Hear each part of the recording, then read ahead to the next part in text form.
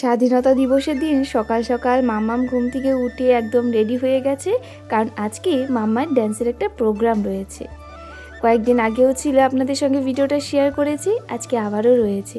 তো সেই জন্য সকাল 7:30টার মধ্যে আমরা সকলে চলে এসেছি যেখানে প্রোগ্রামটা হবে। এদিকে বাচ্চাদের কিন্তু অল্প অল্প করে সাজানো সবার বাকি ছিল, তো অল্প একটু ওইদিকে টিপ লাগানোর ছিল, সেটাই সুন্দর করে লাগিয়ে দিল সবাই। আর তারপর এদিকে শুরু হয়ে গেল ড্যান্সের প্রোগ্রামটা।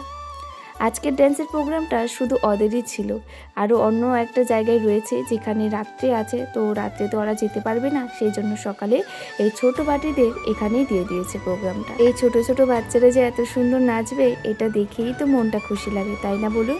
এই যে এত সুন্দর করে নাচছে, ওদের মনটাও তো কত ভালো লাগে। আজ বর্মশাই প্রথমবার মাম্মার ড্যান্সের প্রোগ্রাম দেখলো। আগেও দুবার করেছে, সেখানে আর দেখতে পায়নি, কিন্তু আজকে দেখতে পেরেছে। দেখে তো সে ভীষণ খুশি হয়ে গেছে, আজকে প্রথম দেখেছে, তার মুখের হাসি শেষ হচ্ছিল না। আজ বাড়ি যাওয়ার পথে একজনের সঙ্গে দেখা হয়ে গেল, খুব কাছের একটি মানুষ। এদিকে তারপর আমি আর ননদ মিলে দুজনেই চলে এসেছি বাড়িতে। বর্মশাই তো মাম্মামকে ঘুরতে নিয়ে গেছে, ও একটু বাজারে ঘুরে টুরে তারপর চলে আসবে।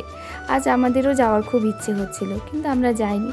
তো এইদিকে আমি সকাল সকাল তো সব কিছু রেডি করে রেখে গিয়েছিলাম, ভেবেছিলাম আসতে একটু দেরি হয়ে গেলে মানে সব কিছু রেডি করে দিয়েছিলাম, সেই জন্য যাতে এসে তাড়াতাড়ি করে আগে রান্নাটা করে নিতে পারি। আর সকালে ছোলার ডাল তার সঙ্গে ছাতুর পরোটাটা করেছিলাম, সব রেডি করে রেখে আটা মেখে সব গলি টলি করে রেখে দিয়েছিলাম, এসে শুধু এখন ভেজে নিচ্ছি। এইভাবে সব কিছু তৈরি থাকলে খুব ভালো হয়, অনেকটা তাড়াতাড়ি করেই সব কিছু হয়ে যায়। ওদিকে সবাইকে দিয়ে দেওয়ার পর তারপর এখন আমি আমার থালা সাজিয়ে নিয়ে চলে আসলাম এই ঘরে। মামামকে খেতে দিয়েছিলাম, সে এসে দেখি একদম খায়নি, অল্প একটু খেয়ে বসে রয়েছে। কাল না মামাম ফ্রিজের জল খেয়েছিল অনেকবার, ঠান্ডা খেয়েছে, এই করে করে ওর একটু ঠান্ডা লেগে গেছে। কাল রাতে এতটা গরমও দিয়েছিল, ওর গরমে মানে শরীরটা আরও বেশি খারাপ হয়ে গেছে। আজকে দেখি শরীরটা কেমন একটা হয়ে গেছে, মানে সর্দি লেগেছে, তো সেই জন্য খেতেও ইচ্ছে করছে না। তারপর আমি ওকে খাইয়ে দিলাম, খাইয়ে দাইয়ে তারপর চলে আসলাম এই যে রান্নাঘরে। আজ মা আর মাসি মিলেই সব মানে সবজি কেটে কুটে রেডি করে দিয়েছিল, আর এখন আমি রান্নাটা বসিয়ে দেব। আজ একদম সিম্পল রান্না, কারকল ভাজা করব, তার সঙ্গে পনির রসা করব। একদম সিম্পল রান্না যেহেতু, সেই জন্য অনেকটা তাড়াতাড়ি করে হয়েও গেছে। রান্না করার সময় সব কিছু রেডি থাকলে কি হয়, রান্নাটাও অনেকটা তাড়াতাড়ি করে হয়ে যায়।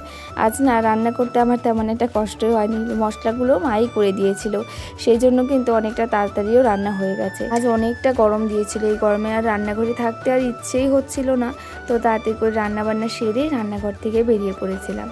আচ্ছা, আজকে তাহলে আসি, সবাই ভালো থাকবেন, সুস্থ থাকবেন, আবার আসবো নতুন একটা ভিডিও নিয়ে। রাধে রাধে, বাই।